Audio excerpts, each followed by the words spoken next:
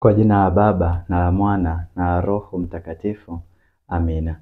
Wapendwa katika Kristo, karibu tusikize masomo ya siku hii ya leo ya Jumatatu ya kwanza ya Majilio mwaka A wa Kanisa. Somo la kwanza linatoka katika kitabu cha Nabii Isaya sura ya 4 aya ya 2 hadi aya ya 6.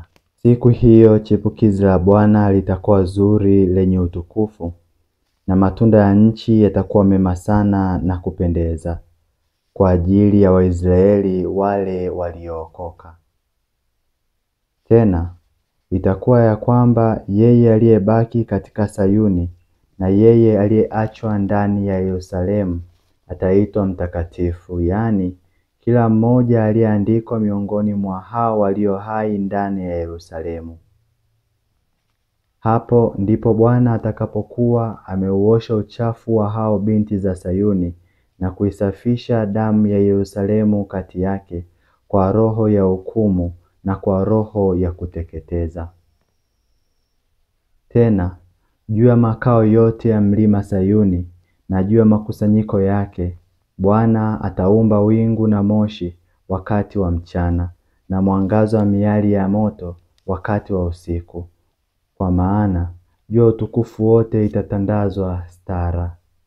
Kisha kutakuwa na hema kuwa uvuli wakati wa mchana kwa sababu ya hari, na kwa mahali pa kukimbilia na kujificha wakati wa tufani na mvua. Neno la Bwana. Tumshukuru Mungu.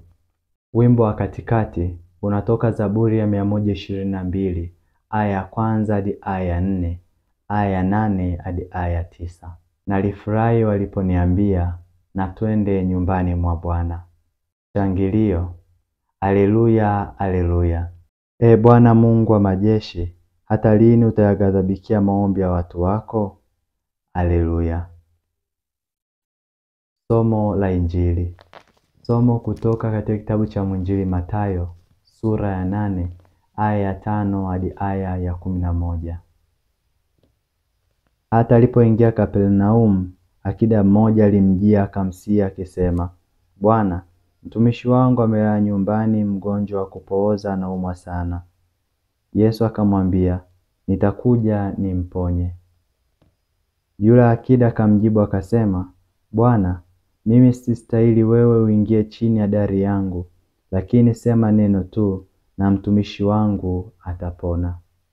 Kwa maana mimi nami ni mtu niliyewekwa chini ya mamlaka, mwenye askari chini yangu. Nikimwambia huyu nenda huenda, na huyu njoo huja, na mtumwa wangu fanya hivi ufanya. Yesu aliposikia hayo alistaajabu, akawaambia wale waliomfuata, amini nawaambieni, sijaona imani kubwa namna hii kwa yeyote katika Israeli.